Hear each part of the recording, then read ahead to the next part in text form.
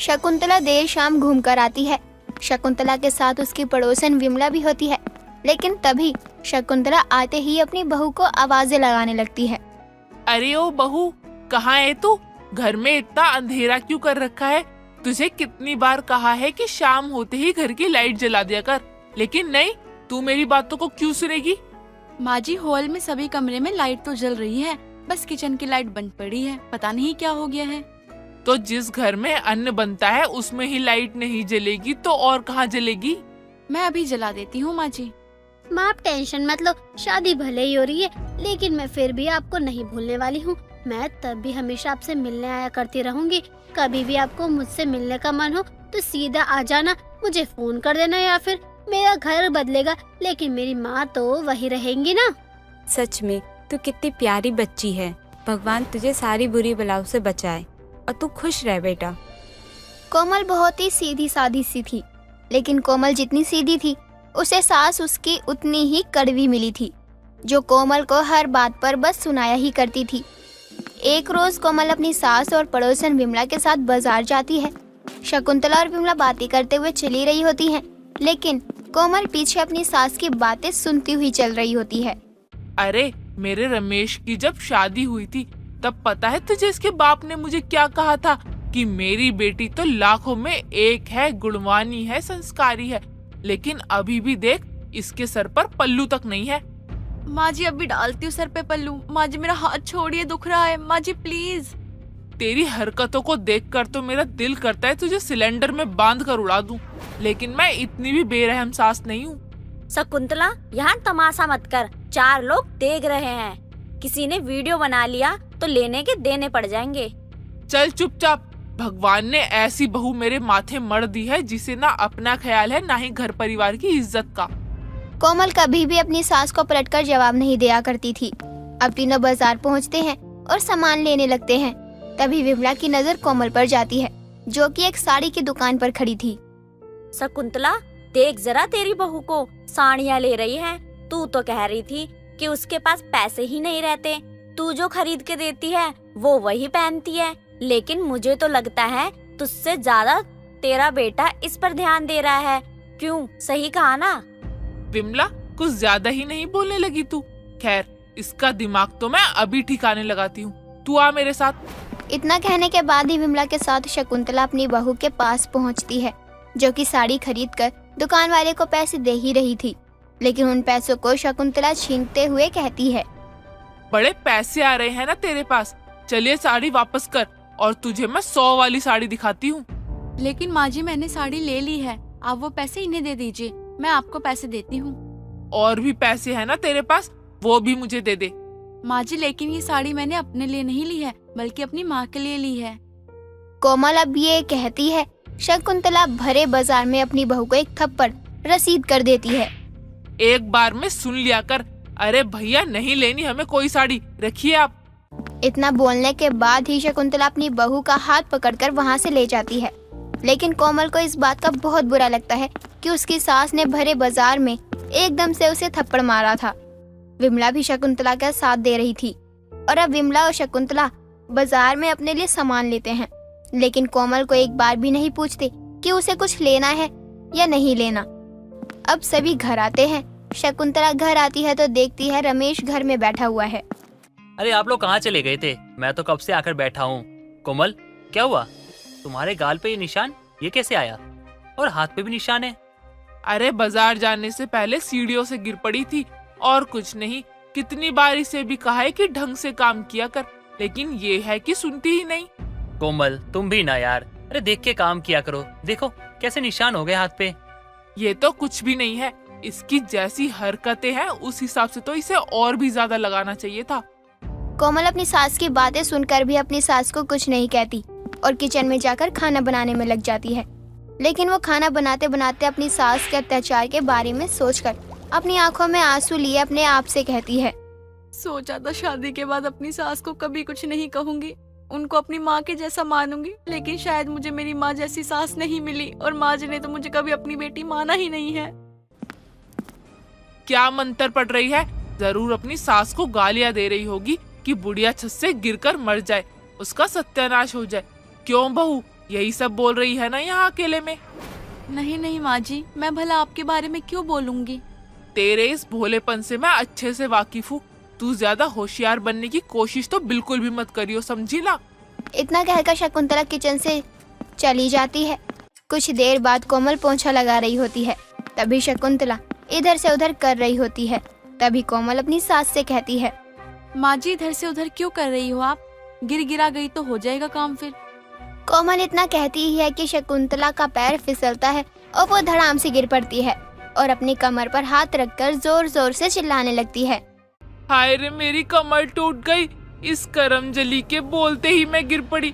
अरे विमला, रज्जो, मुझे उठाओ। अरे जब तुझे पता है तेरी बहू यहाँ पोछा लगा रही है तो तू भी इधर से उधर क्यों कर रही है? अरे इस करमजली ने जानबूझकर पानी गिराया होगा, तभी मैं इतनी बुरी तरह गिरी हूँ।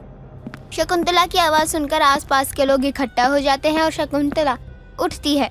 अब शकुंतला भी पास रखा झाड़ू उठाती है और अपनी बहू कोमल को मारने लगती है। माँ जी आप क्या कर रही हो? माँ जी मुझे मत मारिए, मैंने तो बस मना किया था आपको कि आप गिर जाएंगी। आज तो मैं तुझे छोड़ूंगी नहीं जब तक तू मर नहीं जाती। अरे बस कर, क्यों मार रही है? छोड़ भी दे उसे, वरना वो मर जाएगी। अरे छोड़ भी दे, पूरा मोहल्ला तेरा ये अत्याचार देख रहा है। बस भी कर। नहीं विमला, आज तो मैं इसे जान से ही मार डालूंगी। शकुंतला को आसपास खड़े लोग अपनी बहू को झाड़ू से मारते हुए देख रहे थे, लेकिन किसी की भी हिम्मत नहीं हो रही थी कि वो शकुंतला को कुछ बोले। लेकिन कुछ देर बाद शकुंतला के घर पुलिस आती है और वो कोमल के चेहरे पर चोट का निशान देख लेती है। कौन है ये शकुंतला? हमारे पास कंप्लेन आई है कि वो अपनी बहू पर बहुत अत्याचार करती है। जी मैं हूँ। और किसने दी है ये कंप्लेंट? बहू, कहीं तूने तो नहीं करी मेरी शिकायत? अच्छा, तो आप अभी भी अपनी बहू को धमकाने में ही लगी हुई हो? मैंने की है शिकायत क्योंकि मुझे तेरा ये अत्याचार नहीं देखा जा रहा था। विमला, तू तो अपनी थी ना मेरी, लेकिन तूने ये अच्छा नहीं किया। चलिए मैडम जी, आपको अब हम बताते हैं कि जुर्म करना किसे कहते हैं। देख शकुंतला, मुझे इस बात का तब एहसास हुआ जब मेरी बेटी पिंकी के ससुराल वालों ने उसे मारा पीटा। लेकिन अब ना मैं किसी बेटी पर अत्याचार करूंगी और ना होते देख सकती हूँ।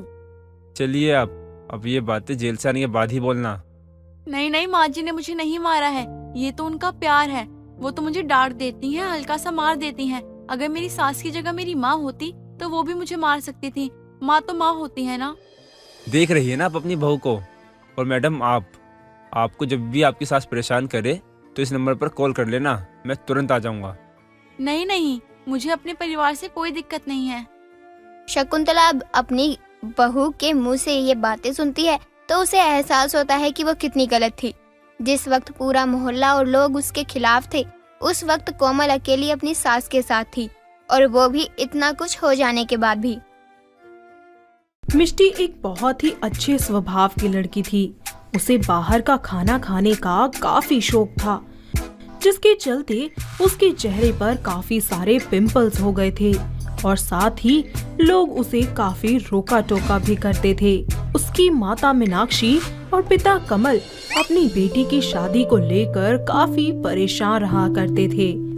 ऐसे ही एक सुबह जब वो कॉलेज जा रही होती है, उसके माता पिता उसे रोककर कहते हैं, अरे मिष्टी, जरा रुको। क्या है माँ, जल्दी बोलिए ना। देख बेटा, तू ना अपना जरा ये बाहर का खाना पीना बंद कर दे। देख, इन सब का तेरे चेहरे पर कितना बुरा असर हो रहा है। ये भरमार निकल आई है पिंपलों की तेरे चेहरे पर। अब तेरी शादी की उम्र हो गई है, समझी? माँ आप भी ना। अरे मुझे जैसे रहना है, जो भी खाना है, मेरी मर्जी होगी ना। ये शादी कहाँ से आ गई बीच में?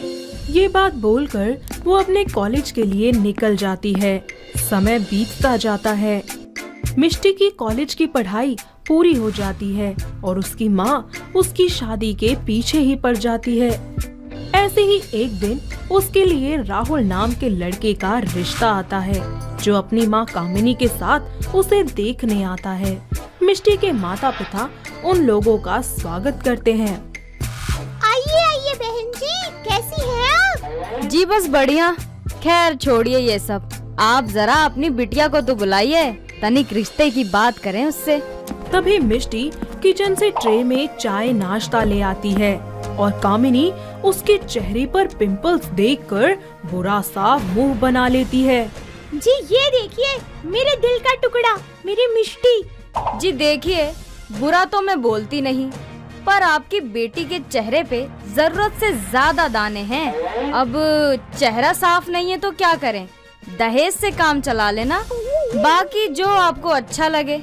मिष्टी के माता पिता अपनी बेटी की खुशी के चलते दहेज के लिए हाँ कर देते हैं और मिष्टी और राहुल का रिश्ता पक्का हो जाता है। कुछ ही दिनों बाद मिष्टी की राहुल से बड़ी धूमधाम से शादी हो जाती है।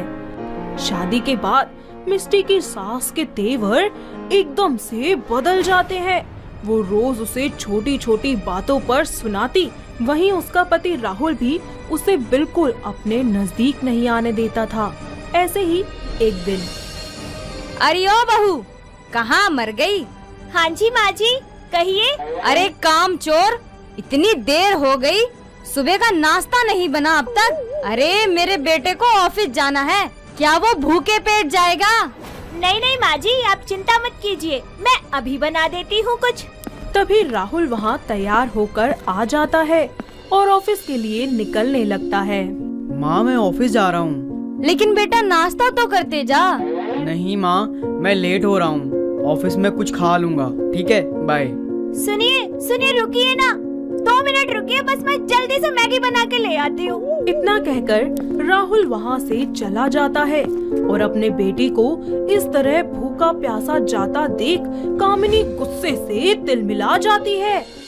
अरे ओ नालायक, देख तेरी वजह से मेरा बेटा भूखे पेट ऑफिस चला गया। मिष्टी रोते हुए अपने कमरे में चली जाती है। समय बीतता जाता है। उसकी सास उसे ताने देना कम ही नहीं करती, जिससे वो बहुत ही दुखी और परेशान रहने लगती है। एक दिन उनके घर पर कामिनी की कुछ दोस्त आती हैं और मिष्टी उनका स्वागत करती है कि तभी वहाँ कामिनी आ जाती है।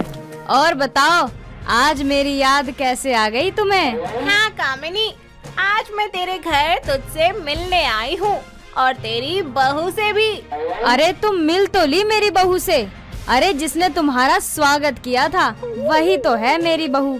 हाय यार कामिनी, ये कैसी गंदी सी शक्ल की बहू पसंद की है तूने अपने बेटे के लिए।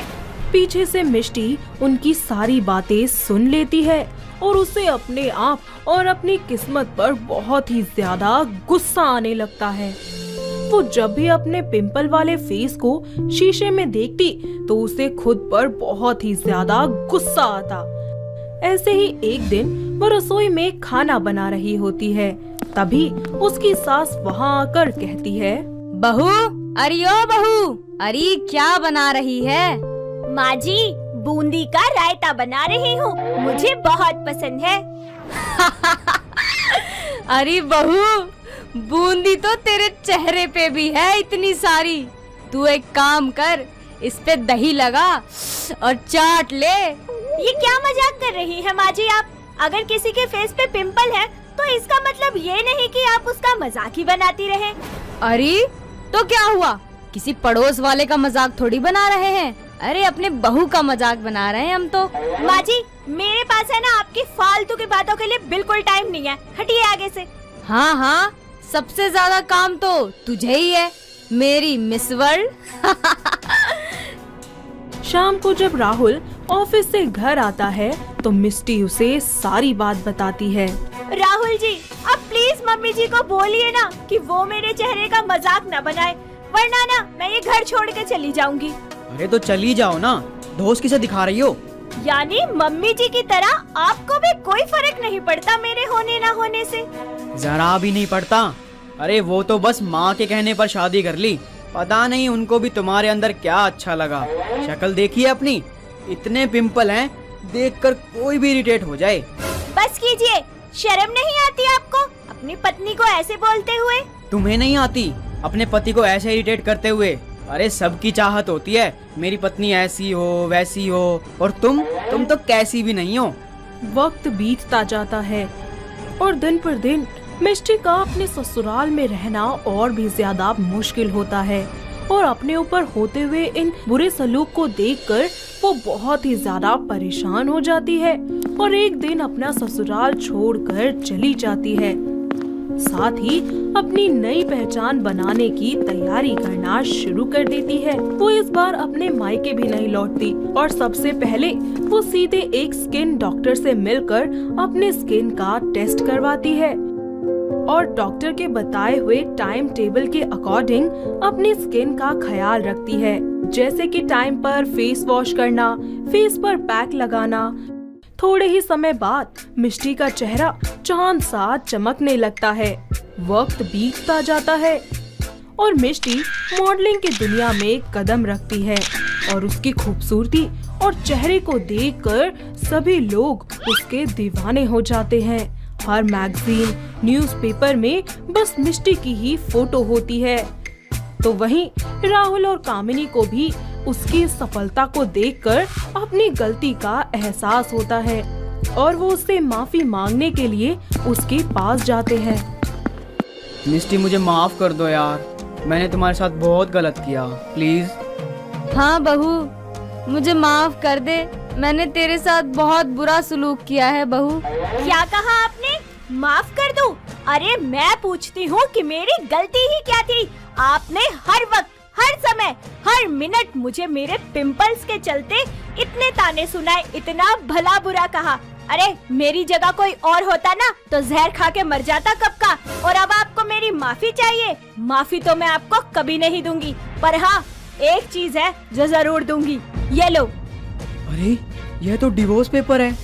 नहीं मिष्टी, तुम मेरे साथ ऐसा नहीं कर सकती। मैंने अपने साइन कर दिए हैं और कृपया करके ना आप भी कर देना। मिष्टी अपने ऊपर हुए जुल्मों को नहीं भुला पाती और उन दोनों को माफ करना तो उसके लिए बहुत ही ज्यादा मुश्किल होता है। इसीलिए वो उन्हें माफी नहीं देती और वहाँ से चली जाती है।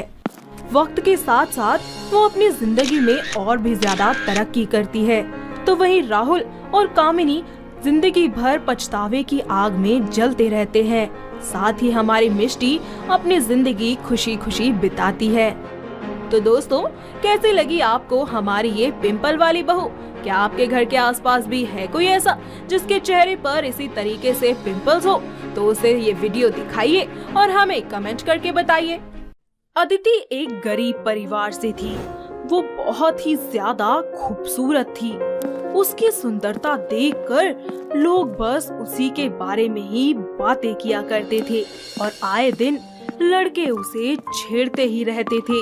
वो अपनी विधवा माँ रेणुका के साथ रहा करती थी। उसकी माँ अपनी बेटी को उन बदतमीज लड़कों से बचाने के लिए अदिति की खूबसूरती को एक ब्लैक मेकअप से छुपा कर रखती थी। यहाँ तक कि सिर्फ उसके चेहरे पर ही नहीं बल्कि उसके पूरे बदन पर काला कलर लगा देती थी, जिससे सबको यही लगता था कि अदिति एक सांवली और बदसूरत लड़की है। ऐसे ही समय बीतता जाता है और एक दिन अदिति बाजार में सब्जी लेने जाती है। तभी रास्ते में बहुत तेज बारिश शुरू हो जाती है और बारिश में भीगने की वजह से अदिति का सारा काला मेकअप उतर जाता है और वहाँ पर बैठे सभी लड़के उसकी खूबसूरती देखकर हक्के बक्के रह जाते हैं और उसका पीछा करना शुरू कर देते हैं। तभी अदिति भागते भागते एक पुलिस स्टेशन में पहुंचती है। वहाँ एक विजेंद्र नाम का इंस्पेक्टर होता है और वो अदिति की खूबसूरती देखकर दंग रह जाता है। तभी अदिति उससे कहती है, साहब मुझे बचा लीजिए, कुछ लड़के मेरे पीछे पड़े हैं। अरे भाई के आइटम है, प्लीज मेरी मदद कर दीजिए। अरे मैडम चिंता ना करो, मैं हूँ ना, अब मेरे होते कोई परेशान ना करेगा आपको। अच्छा अब मैं चलती हूँ। अरे हम किस दिन काम आएंगे? अरे हम छोड़ देंगे। नहीं मैं चली जाऊंगी। अरे छोड़ देंगे हम। विजेंद्र अदिति को बाइक पर बिठाकर उसके घर छोड़ देता है। ऐसे ही अगली सुबह वो फलों से भरी टोकरी और बहुत सारी ज्वेलरी के साथ शगुन का सामान लेकर अदिति के घर पहुंचता है और उसकी माँ के पैर छूकर बोलता है, और बताइए होने वाली सासू माँ। क्या कहा? सासू माँ? जी वो क्या है ना, मुझे आपकी बेटी अदिति और अब गणी पसंद आ गई है। पर साहब, आपको तो इससे भी अच्छी लड़की मिल जाएगी। आप किसी और से शादी कर लीजिए। मेरी अदिति के पीछे ही क्यों पड़े हैं?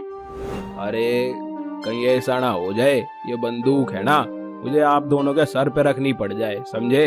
इतना बोलकर विजेंद्र वहाँ से चला जाता है। अदिति और उसकी माँ विजेंद्र की कही बातों से बहुत ही ज्यादा डर जाते हैं और रातों रात वो शहर छोड़कर दिल्ली आ जाते हैं। यहाँ भी उसकी माँ उसकी खूबसूरती को छुपाने के लिए अदिति के चेहरे पर काला रंग लगा कर रखती थी। कुछ वक्त यूं ही बीत जाता है। दोनों को एक शांति निवास नाम के बंगलों में सफाई का काम मिल जाता है। ऐसे ही समय बीतता रहता है और धीरे धीरे अदिति की माँ की तबीयत खराब होना शुरू हो जाती है, जिसकी वजह से अब उसे अकेले ही काम पर जाना पड़ता है। उसे ऐसे अकेला आता देखकर बंगलों की मालकिन लीलावती बोलती है, क्यों री काली घटा, आज तेरी माँ क्यों नहीं आई काम पर? मालकिन, वो माँ की तबीयत ठीक नहीं है, इसीलिए वो नहीं आई। अब से सारा काम मैं अकेले ही करूँगी। और हाँ, आज मेरा बेटा आदित्य आ रहा है और वो बहुत बड़ा वकील है और आज उसकी पसंद का खाना बनाइयो बस। जी, उन्हें क्या पसंद है खाने में? क्या बनाऊं उनके लिए? कढ़ाई पनीर और दाल मखनी और गाजर का हलवा भी बना लियो। ये सब बना दियो, समझी? जी ठीक है, सब कुछ बना दूंगी। अदिति किचन में जाकर सारा खाना बना लेती है और कुछ ही देर बाद लीलावती का बेटा आदित्य घर आ जाता है। दोनों माँ बेटा साथ में बैठकर खाना खाने लगती है, तो वहीं अदिति उन दोनों को खाना परोसती है। Wow, it's amazing. क्या खाना बनाती हो, मजा आ गया। बस रंग ही तो इसका उल्टे तवे जैसा है, लेकिन गुण तो अच्छे हैं।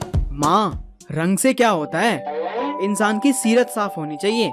हाँ हाँ, अब तू मुझे मत सिखा, समझा? ऐसे ही समय बीतता रहता है। आदित्य अदिति को चाहने लगता है और एक दिन लीलावती का छोटा बेटा, जो कि एक पुलिस वाला होता है, वो लीलावती के घर आता है। अदिति लीलावती के छोटे बेटे को देखकर चौंक जाती है, क्योंकि वो कोई और नहीं बल्कि वही इंस्पेक्टर विजेंद्र होता है। ऐसे ही एक दिन अदिति रसोई में खाना बना रही होती है और विजेंद्र नशे की हालत में उसके पास जाता है और पीछे से उसे हक करके बोलता है, क्या सोचा तूने? बच जाएगी मेरे से? आप मेरे पीछे क्यों पड़े हैं? आखिर क्या बिगाड़ा है मैंने आपका? मेरी नींद, मेरा चैन, मेरा होश, अरे सब उड़ा दिया तन्ने। प्लीज प्लीज मुझे छोड़ दो, मुझे जाने दो प्लीज। विजेंद्र जबरदस्ती अदिति को किस करने की कोशिश करता है। तभी वहाँ आदित्य आ जाता है और अपने भाई को जोरदार तमाचा लगाता है। फिर बोलता है, विजेंद्र, लड़कियों की इज्जत करना भूल गया है क्या तू? या कभी सीखा ही नहीं? दफा हो जा यहाँ से, और दोबारा अगर ऐसा किया ना तो जान से मार दूंगा। अरे भाई, आप ना जानते ये लड़की क्या चीज है। ये जो है वो दिखती नहीं, और जो नहीं है वो दिखाना चाहती है। बकवास बंद कर अपनी और जा यहाँ से, समझा? जब नशा उतर जाए ना तब बात करना। अरे इसे बोलो तो सही, एक बार मुंह धो के आएगी, सारा रंग धुल जाएगा इसका भी। अदिति, ये सब क्या हो रहा है? क्या बोल रहा है विजेंद्र? कौन सा सच है तुम्हारा? बोलो। अदिति आदित्य को उसके कमरे में ले जाती है और बाथरूम में जाकर अपनी बॉडी से सारा ब्लैक मेकअप निकालकर आदित्य के सामने आती है और उसकी सुंदरता देखकर आदित्य के होश ही उड़ जाते हैं। कुछ देर बाद वहाँ पर लीलावती आती है और अदिति का ऐसा रूप देखकर वो हैरान हो जाती है और बोलती है, ये है मेरी सच्चाई। असल जिंदगी में मैं ऐसे दिखती हूँ, देख लो मेरा रूप। हे भगवान, अरे ये काली घटा कहाँ गई? और कौन सा क्रीम लगा लिया तूने जो रातों रात तेरा चेहरा ही बदल गया? क्या करूँ मैं? मेरी माँ परेशान हो गई थी मेरी खूबसूरती के चलते, क्योंकि आए दिन कोई ना कोई अपनी गंदी नजरें मुझ पर डालता था, मेरे साथ बदतमीजी करता था। अगर ऐसा था तो तुम पुलिस की मदद भी तो ले सकती थी ना। हाँ, ले सकती थी और लिया भी, लेकिन अगर पुलिस भी वही सब करने लगे जो बाकी लोग कर रहे हैं तो फिर क्या करती मैं? मेरी माँ अकेले किस किस से बचाती आखिर मुझे? आपका छोटा भाई विजेंद्र जो मेरे ही शहर में पुलिस इंस्पेक्टर था, गई थी मैं उसके पास अपनी अर्जी लेकर, क्या हुआ? उसने भी वही किया ना जो बाकी सब करते थे। अदिति की बातें सुनकर आदित्य और लीलावती हक्के बक्के रह जाते हैं और उनकी आंखों में आंसू भर जाते हैं। तभी लीलावती कहती है, रो मत बेटा, मैं समझ सकती हूँ कि एक माँ का दर्द क्या होता है और उन्हें कितनी मुश्किलों का सामना करना पड़ा होगा। हाँ माँ, तुम सही कह रही हो। अदिति से अच्छी लाइफ पार्टनर मुझे कहीं नहीं मिलेगी। अदिति, क्या तुम मुझसे शादी करोगी?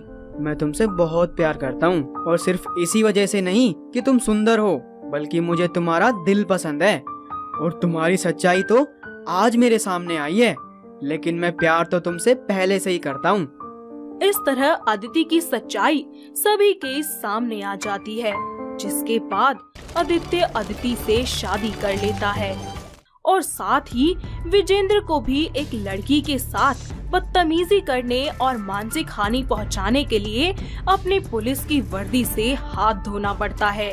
अब अदिति को किसी के भी सामने अपनी असलियत छुपाने की कोई जरूरत नहीं पड़ती। फिर सब मिलकर एक साथ खुशी खुशी रहना शुरू कर देते हैं।